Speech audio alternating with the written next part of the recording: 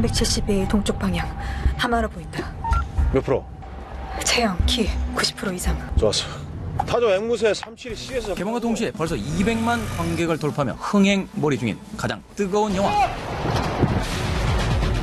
군인분들이 깜짝 놀란 거죠. 총을 들고 주차장을 포위를 한 거예요. 어떡해. 지도, 무전 2호선 5번 간 편성번호 2447. 그 기지창에서 찍고 있는데 그 열차 옆에 서 있는 거예요. 편성번호 2447번 열차 옆에. 그런 얘기 하지만 소름 돋아 막 그래서. 나랑 걱정을 하는 거야. 감시자들입니다. 안녕하세요. 어서 오세요. 네, 반갑습니다. 자, 학교 선후배 관계로 알고 있는데, 네. 어떻게 되시죠? 학교 선후배 관계입니다. 아니, 어떤 분이 선배님? 제가 선배님. 네, 제가 나이는 더 들어 보이는데. 굳이 저런 그런 얘기하면. 그 제작하는 과정 속에서는 약간 두 분이서 티격태격 하셨다는 이야기를 제가 약간 첩보로 들었거든요. 김병석 감독님이 갑자기 촬영장을 박차고 나가버리셨다는 이야기를 들었는데. 영등포의 유흥가에서 촬영을 했어요. 저는 이제 계속 라이브한 시선들을 위해서 이제 그 카메라에 스테디캠에 걸리지 않는 범위에서 이제 계속 도둑 촬영을 하듯이 이렇게 촬영을 하고 있었어요. 근데 이제 너무 그게 속상해서 그래서 제가 딱 달려가는데 진짜 완전 흥분된 표정으로 네네. 이 작은 눈이 이렇게 내가 찍은 거 쓰레기야 그러면서 카메라를 집어 던지고 간 거예요. 잘라보니까 이런 생각은 안 해요. 아니, 같은 감독이 그렇죠. 충분히 생각을 사과하고요. 꽃돼지 상황 보고. 시장 골목을 걷고 있습니다. 확인 들어갑니다. 맞은편 골목에 앵무새와 타조 30m 거리 20m, 10m, 5m. 확인 불가. 꽃돼지. 사실 장르 영화가 이렇게 신선하다는 느낌을 받기가 굉장히 어려운데 감시자들을 보면서 많은 관객들이 신선하게 느끼는 것 같아요. 그 이유 중에 하나가 일반적으로 일단 경찰들이 주인공인 영화가 나올 때는 그 사람의 성격이 굉장히 독불장군이고 또 혼자 사건을 해결하면서 이제 펼쳐지는 그런 이야기들이 일반적으로 한국에서 많았거든요. 강철중처럼. 근데 이제 이 영화는 그렇지 않고 그 협업과 팀플레이를 통해 사건을 해결해 나가는 과정이 관객들 입장에서는 굉장히 신선하고 재밌는 볼거리였거든요. 사실은 이게 이제 추격극이기 때문에 이 동선에 따라 나오는 재미들이 굉장히 중요하다라고 생각을 했었어요. 네. 그래가지고 이제 이 서울의 이 거대한 빌딩 이면의 이 골목들에서 이 움직임들을 얼마나 효과적으로 표현을 해야 될까. 여기에 좀 더 비주얼적인 게 뭐가 필요하지 않을까라는 생각이 이제 동물들 모양으로 한 체스를 생각을 했고 그럼 이제 거기서 또 더해지면서 이제 동물원 개장이라는 대사가 생기게 되고 그게 더 팀플레이에 더 도움이 되는 그런 짝짝 붙는 느낌을 만들어줬던 거예요. 네. 신입. 눈빛 봐라. 빠져가지고. 오늘 아주 신고시 제대로 해볼래? 햇살? 네?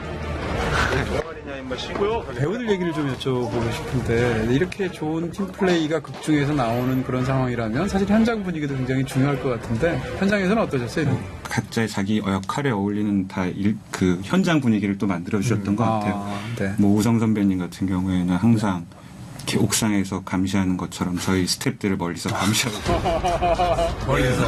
형우 선배님은 저희 스태프들 한가운데서 투덜투덜 하시다가도 또 동물적인 모습을 볼 때도 계시고 사실은 상상도 못한 캐스팅이었거든요. 저로서니까 시나리오를 쓰는 와중에. 근데 우정 선배는 시나리오를 그냥 모니터 차원에서 보셨다가 그랬다가 그냥 자기가 하겠다라고 그냥 하늘에서 강림을 하신 거예요.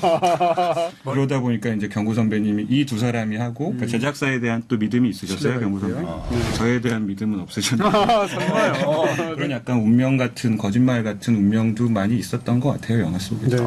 전래니까 이제 다 되는군요. 그리고 제일 어떻게 보면 신기한 거는 이제 저희 새 배우가 이제 지하철신에서 시작을 하잖아요. 그렇죠. 그 실제 열차의 편성번호가 2447번인데 네. 그래서 저희 스크립트와 그걸 메모를 해놨다가 그걸로 계속 촬영을 진행을 했는데 마지막에 이제 신정 촬영기지라는 곳에서 촬영을 했는데 그 열차 옆에 서 있는 거예요. 편성번호 2447번 열차 옆에 서 있더라고요. 귀를 막 막으시면서 그런 얘기 하지만 소름 돋아 막 그러시고. 촬영 현장마다 이런 괴담들이 있죠. 예. 이야, 2,400만 이상의 관객을 그런 걸 바라지 마세요.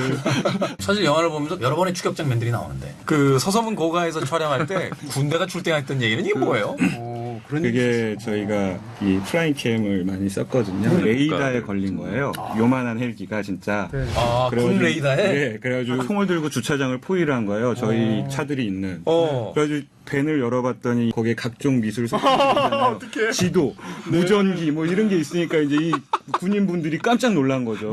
그래가지고 완전히 피디님이 끌려가셔가지고 네. 우리나라 기술 굉장한 거군요. 그 작은. 그렇다고 들었어요. 국토 방위는 전혀 걱정하실 필요 없다. 다시 한번. 멋진 장면들 좀 얘기를 해볼게요. 인상적인 장면들이 여러 개가 있는데 그 중에서 요즘 최근 한국 영화에서 액션이 등장할 때 제일 멋있는 장면은 건물 안에서 바깥으로 뛰어나올 때 나오는 것 같아요. 일단 떠오르는 아저씨부터 이제 아저씨 있었죠. 그다음에 내가 살인범이다에서도 굉장히 인상적이었었고요. 이 영화에서도 그런데 굉장히 흥미롭게 당연히 찍혀 있어요. 어떻게 해도 비교가 될 터이고 네. 차별화를 어떻게 가져가야 될까? 그럼 이 두 분의 스타일이 일단 달라야 된다는 생각이 들었었어요. 네. 제임스 같은 경우는 내부에서 소화기를 던졌을 때 이미 소화기에 당연히 유리가 깨져야 되는데 그 네. 템포를 한번 죽인 거죠. 그러니까 관객분들이 예상하는 범위의 리듬을 뺏어보자 좀. 네. 그래서 그때 깨지지 않고 황 반장님을 보여줬다가 다시 딱 정면에서 팍! 그러니까 좀 충격요법이겠죠. 황 반장님은 말 그대로 이제 이분이 뛰어내릴 때 좀 고단한 느낌들. 그래서 딱 뛸 때는 진짜 이 추락하는 느낌에 대한 체험의 느낌들을 좀 더 주고 싶었던 것 같아요. 이렇게 익숙한 리듬을 좀 부셔보자. 그것으로써 좀 기시감을 많이 좀 사라지게 해보자라는 어떤 의도적인 설정이었다. 네. 네. 그리고 아무래도 우성 선배님 같은 경우는 진짜 액션 마스터잖아요. 정우성이라는 배우가 할 수 있는 어떤 액션의 극한을 좀 관객분들한테 보여주면 되게 오랜만에 쾌감을 드릴 수 있지 않을까 보는 면에서. 그 점에 대해서 이제 약간 아쉬운 점도 좀 여쭤봐야 될 것 같아요. 바로 이제 정호성 씨 부분인데 이 영화에서의 그 배우들의 멋있는 것이 보이는 것은 스타로서의 멋있음이지 그 캐릭터로서의 어떤 그런 굉장히 생생함으로써 멋있는 건 아닌 것 같거든요. 그냥 굉장히 파워 있고 카리스마 있는 악당. 그래서 이 악역을 보면 어떤 느낌이 드냐면 이 작품이 애초에 그냥 마련한 하나의 환경이구나 이런 느낌이 들기 때문에 그 사람들이 나오면서 와 그 악당 진짜 뭐 살 떨린다라든지 이렇게 얘기하지 않고 와 정호성 멋있다라고 얘기하고 야 한효주 예쁘다라고 얘기하는 거죠. 어떻게 보면 현실에 붕 떠 있는 캐릭터라고 돼 있어버려가지고 그러니까 어떻게든 뭐 디테일을 더하던 깊이를 더하던 그래서 캐릭터를 끌어낸다기보다 이 두 사람의 그냥 정우성 아니면 한효주로 보여줄 수 있는 극한의 모든 걸 다 보여주고 그들이 갖고 있는 캐릭터의 그냥 극한을 뽑아내면 좋지 않을까라는 생각도 있었던 것 같아요. 네. 그리고 또 그 재미를 위한 장르적인 과장은 저는 필연적이라고 생각합니다. 예를 들어서 이 영화에서 한효주 씨가 기억력이 엄청나게 비상하잖아요. 거기까진 받아들여져요. 왜냐하면 그거 자체가 처음에 설정이니까. 근데 이 영화에 등장하는 세 중요 캐릭터는 셋 다 기억력이 너무너무 천재적인 기억력을 갖고 있습니다. 한 사람도 아니고 이 세 사람이 모두 다 이렇게 그 순간에 오래전에 본 지나갔던 사람 하나까지 다 기억한다는 게 좀 이건 아무리 그래도 좀 그런 거 아닌가? 이런 생각이 저는 들었어요. 변명처럼 시나리오에 이제 네. 박아놓은 게 오프닝 때 이제 테스트 하윤주랑 황 반장님이 얘기를 할 때 모든 걸 다 보고 빠짐없이 기억하는 사람을 원해. 그렇게 이제 이야기가 시작이 되니까 네. 그걸로 좀 상세가 되지 않을까. 씨는 뭐 충분히 그렇죠. 네, 네. 그러니까 반장님 자체도 이제 그런 거를 연습을 해왔고 뭐 그런 거죠.